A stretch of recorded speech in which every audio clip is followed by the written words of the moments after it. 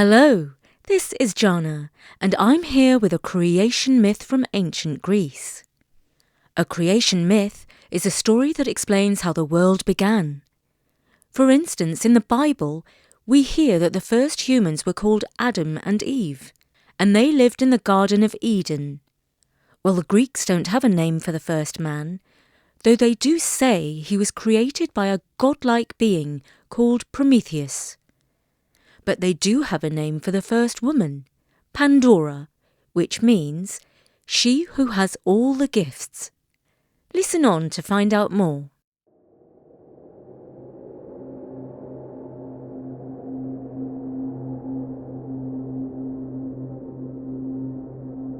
Long, long ago, before humans walked the earth, the world was watched over by Gaia, the Earth Mother of all things, and Uranus, the Sky Father. These were the first gods. They were the elements who did not just make the world, they were the world.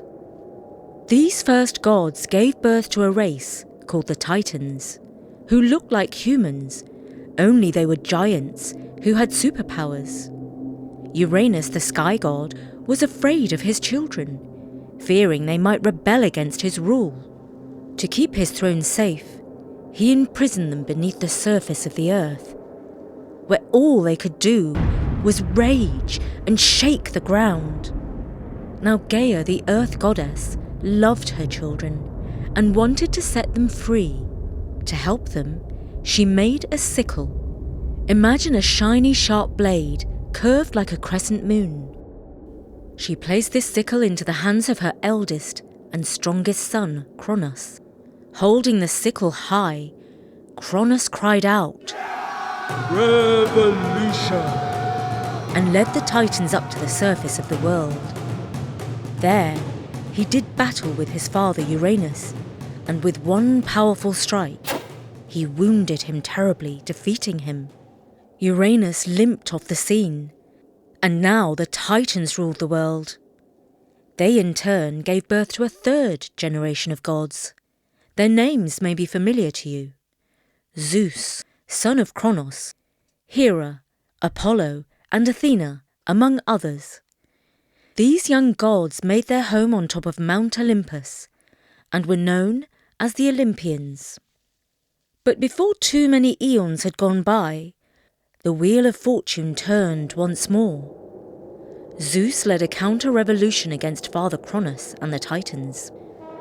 A great civil war called the Titanomachy erupted, in which the Titans fought the Olympians and fathers fought sons. In the end, Zeus and the young Olympian gods emerged victorious. They cast the Titans down into eternal darkness, known as the Abyss.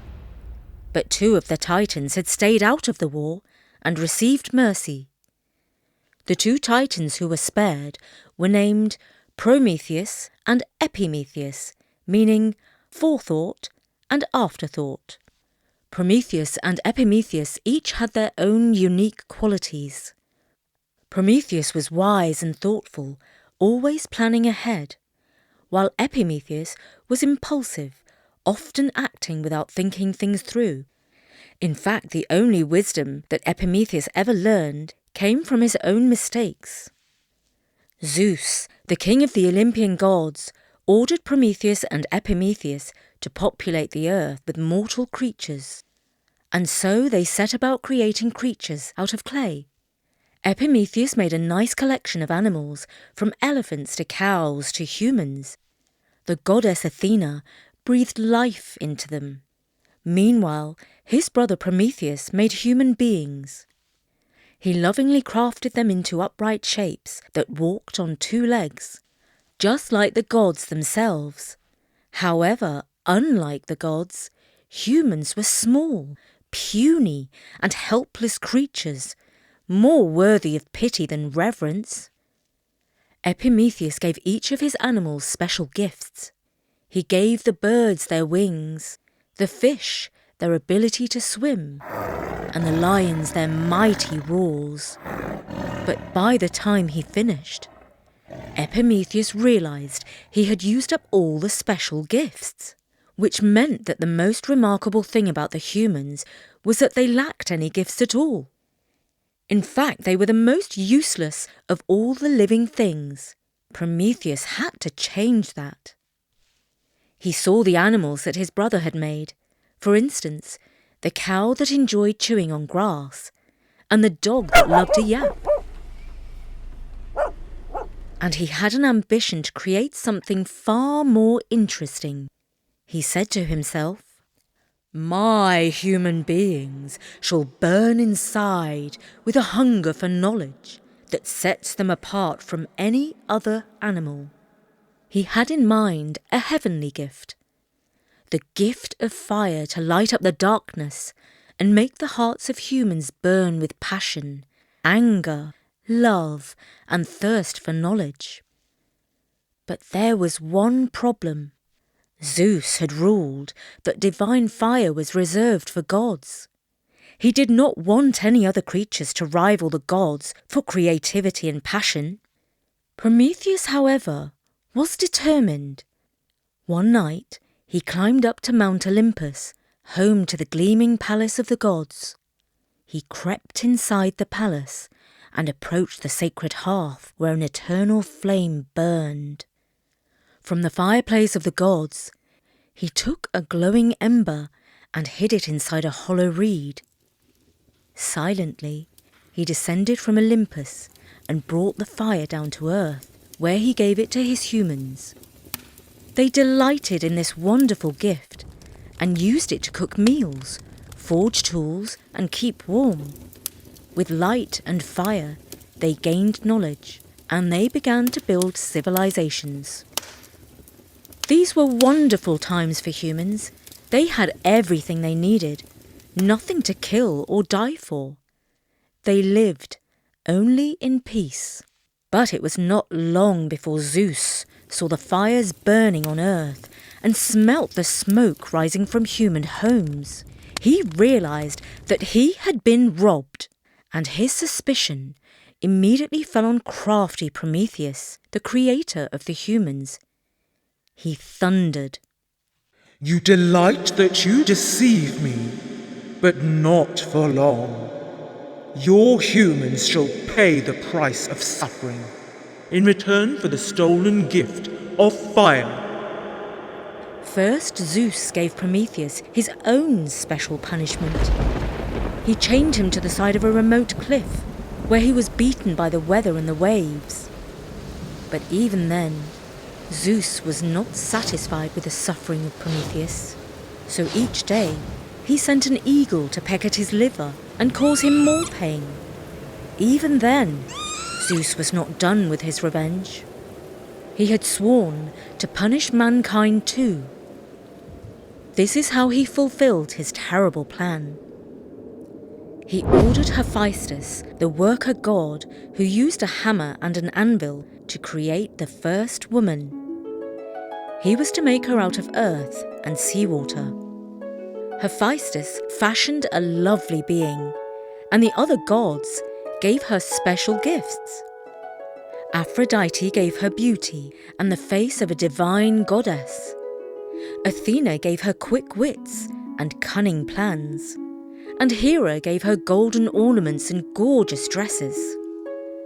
And finally, Hephaestus gave her his own evil gift, a sense of entitlement, which meant that she believed the world owed her everything just because she was beautiful and smart. Zeus called this woman Pandora, she who has all the gifts. She had everything good, all except a good heart. And Zeus had yet one more gift for this lovely creation. He gave her a mysterious jar and warned her never to open it. Hermes brought Pandora down to earth and presented her to King Prometheus, who immediately fell in love with her. Prometheus was, you might recall, the brother of Prometheus, and was noted for acting in haste and repenting at leisure. Prometheus, in his foolishness, forgot the words of his wise brother, that he should never accept a gift from Zeus. but should always send it back. He could not help himself. Pandora was too beautiful. He immediately asked Pandora to marry him, and she agreed. It was a decision he lived to regret. Some time after she was married and living a perfect life in the palace, she became restless and bored with her married bliss. "The gods gave me as a gift to Prometheus," she said to herself, and he couldn't believe his eyes. He had never seen any living being as beautiful as me. But has he shown his gratitude? No! He soon forgot how lucky he was to have me. And now I am neglected and overlooked. But I know what I can do. I have this jar given to me by Zeus. It's mine, and I have a right to open it and enjoy all the divine gifts that are inside of it. So that's exactly what I shall do." Curiosity got the better of her, and she opened the jar. As soon as she had lifted the lid, a tornado of evils and sorrows that had been trapped inside rushed out. Pandemics, envy, greed, and more. Thousands, no, millions of troubles spread around the world and infected the hearts of every human. Thus, the life of humans changed profoundly, for the worse. No more leisure. Instead, humans had to toil in the hot sun to grow their food. No more peace. Instead, humans fought wars against one another. No more long life. Instead, humans grew old and sick and senile. Terrified, Pandora quickly closed the jar, but it was too late. From that day on, humans experienced suffering. Suffering is the punishment that Zeus has given to humankind because we enjoy the stolen gift of fire, a gift that was meant to be reserved for the gods. Only one property remained inside Pandora's jar: hope. Hope was all that humans had left. Some might call it foolishness. Some might call it the emotion that keeps us going. But humans always live in hope that one day life will get better and suffering will come to an end. And that was the story of Pandora, the first woman. We also heard about Prometheus, who stole fire from the gods. These stories were written down by a Greek poet called Hesiod, who lived around 700 to 800 years before the birth of Christ. Hesiod was a shepherd. One day when he was watching his sheep on Mount Helicon, he came across the Muses. Or at least, that's what he claimed. The Muses were the 9 goddesses of inspiration. They were believed to give poets, musicians and artists the creativity and wisdom to produce their works. When Hesiod met the Muses, they inspired him to tell stories about the gods, heroes and everyday life. So when we read about Pandora and Prometheus, we're not just hearing exciting tales, but we're also connecting with a part of human history and culture. We very much hope you enjoyed this story and will join us soon for more at storynori.com. From me, Jana, bye for now.